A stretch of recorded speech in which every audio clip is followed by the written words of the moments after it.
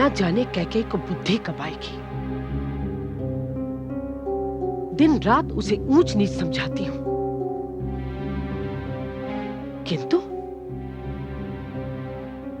राम नाम रटने के अतिरिक्त उसे कोई कार्य ही नहीं आता।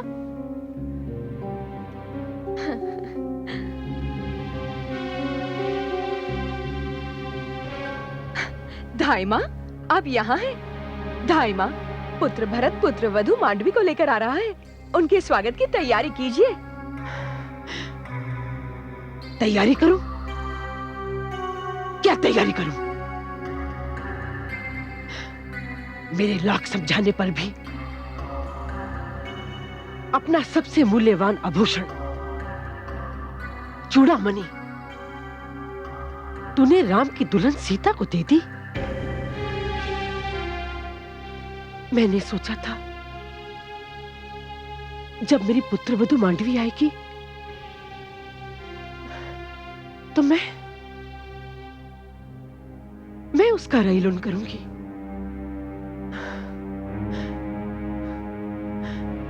और तू उसके सर पर चूड़ामणि पहनाएगी। पर तूने मेरी सारी आशाओं पर पानी फेर दिया।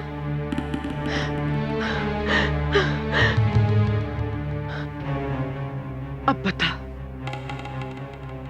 अपनी पुत्रवधू मांडवी को तू क्या देखी? धाई माँ, न जाने क्यों आपके मस्तिष्क पर बिन कारण चिंताओं का राज रहता है। हाँ, सीता और मांडवी बहनें ही तो हैं, पराई तो नहीं। अरे बावली, अब तुझे कैसे समझाऊं? माना कि दोनों में बहुत स्नेह है, किंतु सत्य ये है कि दोनों की न माता एक है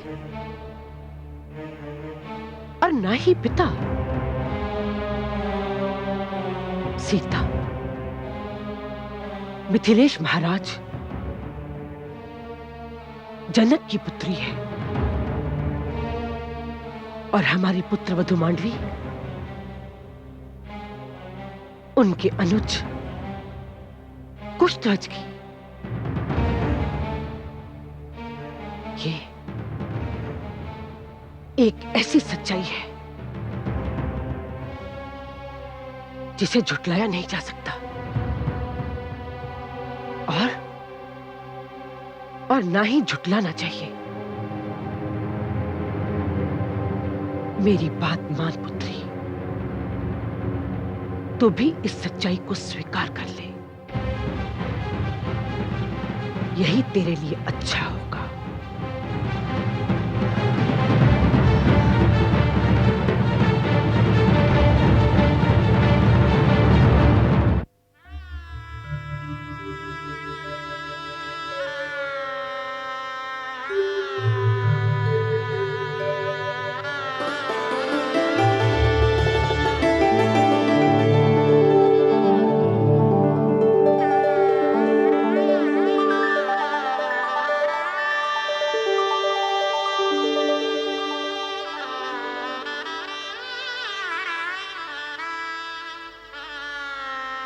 देवी,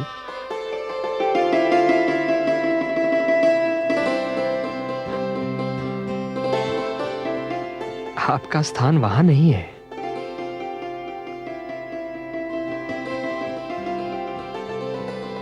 मैंने तो आपकी बहनों से कह दिया था कि आप मेरी पूर्णता का चिन्ह है, इसलिए आपका स्थान मेरे हृदय में है। कदाचित मेरी छोटी बहनें आप तक मेरा उत्तर नहीं पहुंचा सकी। मैं तो केवल आपकी पूर्णता का चिन्ह हूं, किंतु आपने तो मुझे अस्तित्व दिया है। हाँ, अयोध्या पहुंचकर मुझे एक नए सत्य का भी आभास हुआ है। सत्य? मैं उत्सुक हूं सुनने के लिए। मुझे यहाँ पहुंचकर ऐसा लगा कि मैं और मेरी बहनें केवल आपकी और आपके भाइयों की पत्नियां ही नहीं हैं, अपितु पुत्र वधुएं भी हैं। आपके माता पिता के प्रति ये हमारा उत्तरदायित्व है कि उन्हें क्षण भर के लिए भी ऐसा आभास ना हो कि हमने उनसे उनके पुत्र छीन लिए हैं। देवी, लोग तो कहते हैं कि मैं उनके हृदय की बात जान लेता हूं, किंतु आपने तो राम के मन की बात जान ली। तब फिर आप ये भी समझ लीजिए कि यहां दशरथ के परिवार में, रघुकुल में स्वार्थ जैसी किसी वस्तु के लिए स्थान ही नहीं है। यहां तो केवल प्रेम है, विश्वास है, श्रद्धा है। यहां आपको एक पल भर के लिए भी यह प्रतीत नहीं होगा कि आप यहां अनजान हैं।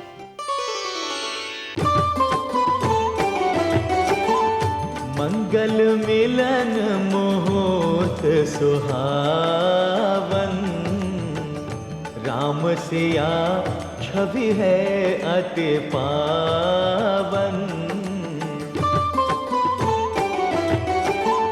विधना सुंदर खेल रचायो, शुभ अवसर कैकेयी घर आयो।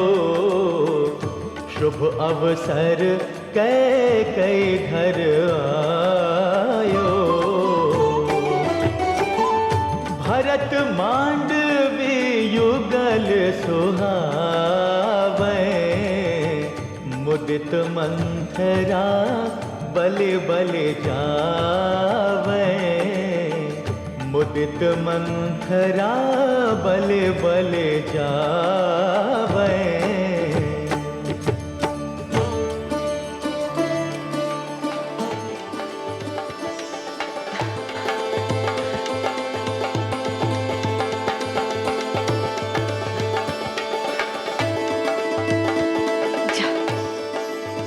जा जा।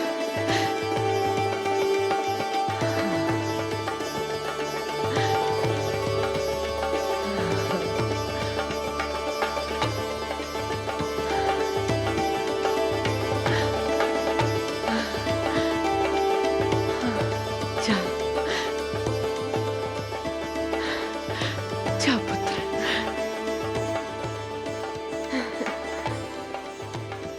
प्रतापी भाव, अखंड सौभाग्यवती भाव। पुत्री मांडवी, मेरा राम पर कुछ अधिक स्नेह है, इसलिए मेरे लिए सीता भी बहुत अधिक प्रिय है। किंतु इसका यह अर्थ नहीं कि भरत मेरा पुत्र नहीं और तुम पर मेरा स्नेह तनिक भी कम है। तुम मेरे लिए पुत्रवधू नहीं, सदा पुत्री बनकर रहोगी। जी माताश्री, मुझे मेरे पतिदेव ने बता दिया है कि श्री राम पर उनकी कितनी श्रद्धा है। हाँ माते, मैंने मांडवी से कहा कि यदि स्वयं ईश्वर भी मुझसे आकर ये कहे कि मैं भ्राता श्री राम से प्रेम करना छोड़ दूं, तो ऐसा करने से पूर्व मैं ईश्वर को छोड़ दूंगा। और रही दीदी सीता की बात, तो माताश्री, मैं अपने पिताश्री कुशध्वज को काकाश्री केवल इसलिए कहकर पुकारती हूँ क्योंकि सीता दीदी भी उन्हें काकाश्री कहती हैं। मैंने उन्हें पिताश्री आज तक कह के नहीं बुलाया। ये शब्द तो मैंने सदैव मिथिलेश के लिए प्रयोग किया है। और सत्य बात तो ये है माते कि हम चारों बहनों के शरीर चार हैं, किंतु आत्मा एक ही है।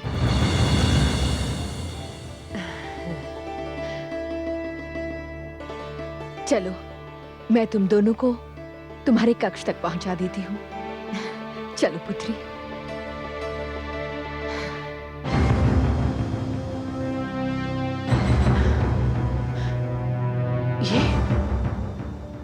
ये तो बहुत विकट समस्या है। इसका अर्थ ये हुआ कि मुझे अपनी पुत्री कैकेयी को केवल राम और सीता से नहीं, मांडवी से भी बचाना होगा।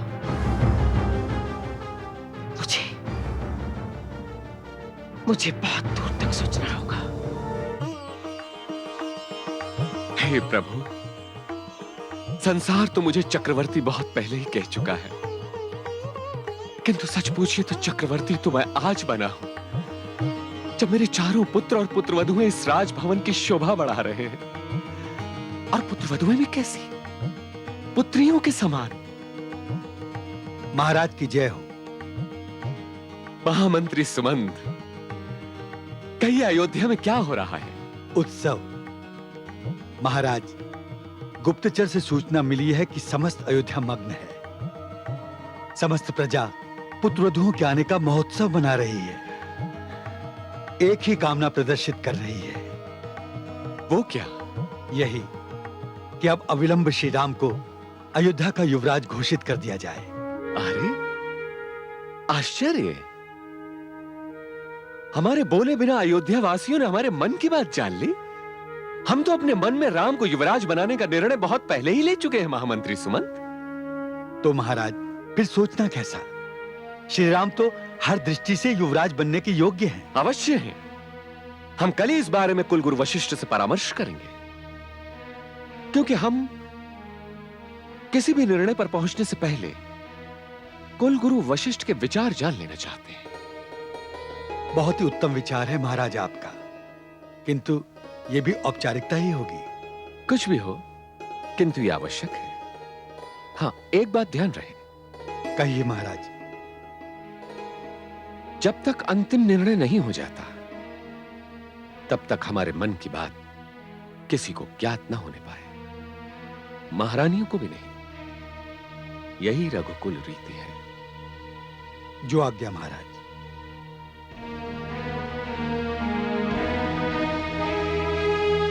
दीदी, आज उर्मिला के मुंह से माता शब्द सुनकर मेरे मन में प्रसन्नता की लहर जैसे दौड़ गई। एक दूसरे परिवार की कन्या के मुंह से माता सुनकर मुझे जो सुख मिला, वो कभी लक्ष्मण के मुंह से सुनकर भी नहीं मिला था। सच दीदी, मैं जिस बात से बहुत प्रसन्न हूँ और प्रभावित भी, वो है इन चारों बहनों की आपसी एकता। जब मांडवी ने मुझसे कहा कि वो 4 शरीर हैं, किंतु आत्मा एक, तो मुझे ऐसा लगा कि हम तीनों बहनों ने जो एक परंपरा बनाई थी, वो हमारे साथ समाप्त नहीं हो जाएगी, हमारे पीछे भी बनी रहेगी। सत्य कहा कैकेयी, यही सबसे बड़ा वरदान है। एकता की भावना के बिना तो संयुक्त परिवार की कल्पना भी नहीं की जा सकती। यही भावना सारे परिवार को एक धागे में पिरोए रखती है। दीदी, ईश्वर करे हमारी एकता को किसी की कुदृष्टि ना लगे। हाँ दीदी।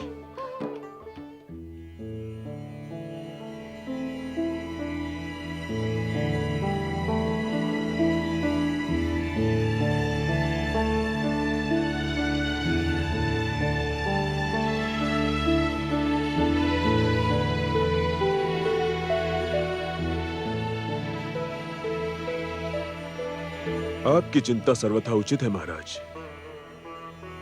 अयोध्या के लिए युवराज के चयन का समय आ गया है। हाँ गुरुदेव, और मैंने तो यह निर्णय भी ले लिया है कि युवराज पुत्र राम ही होंगे। आपका क्या परामर्श है गुरुदेव? यह निर्णय अत्यंत ही महत्वपूर्ण है महाराज। इसे अपनी इच्छा और मेरे परामर्श तक ही सीमित न रखें। युवराज का चयन जनता की सहमति से ही होना चाहिए। किंतु सर्वप्रथम राम से यह पूछिए कि उन्हें इस पद में रुचि है या नहीं।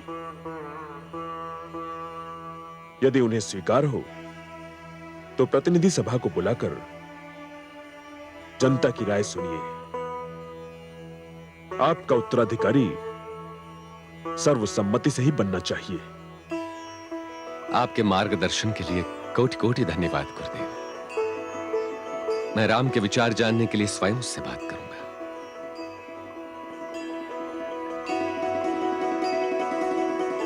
यशस्वी भव।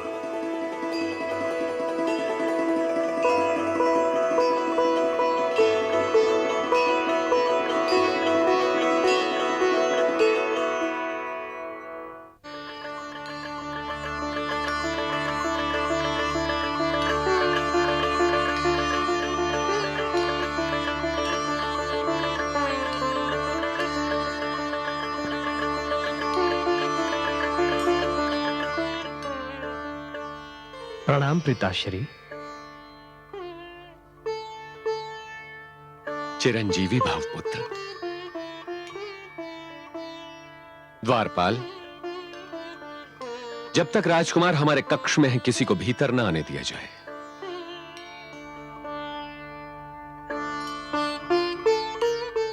क्या कोई अत्यंत जटिल समस्या आ गई है पिताश्री, जो इतनी सावधानी बरती जा रही है?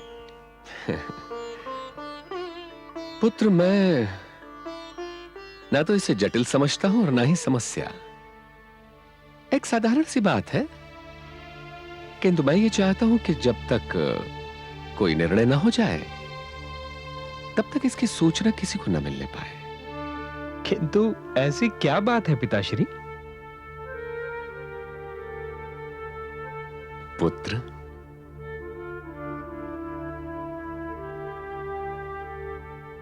मैं तुम्हें अपना उत्तराधिकारी और अयोध्या का युवराज बनाना चाहता हूं।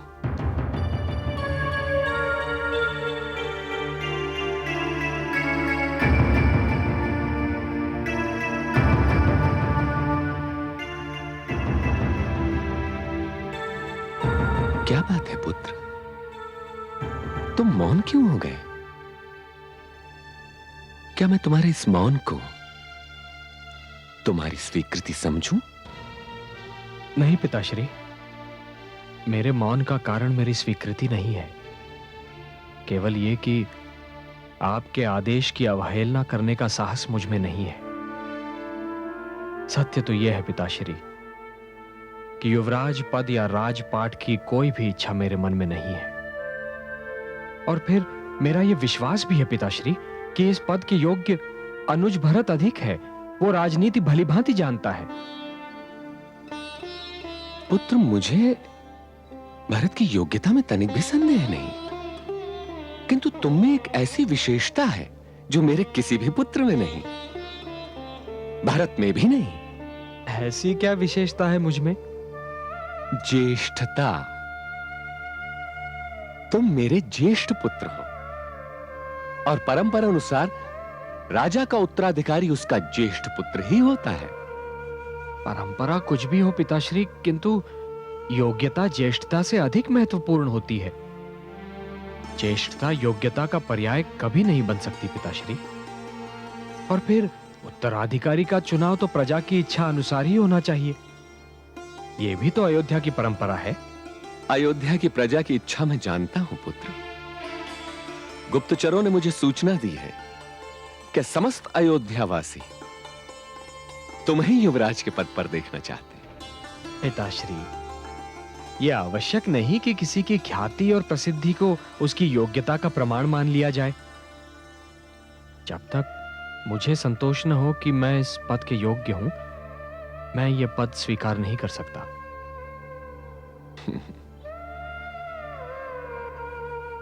ठीक है पुत्र, मैं कल ही जनप्रतिनिधि सभा की बैठक बुलवाता हूं।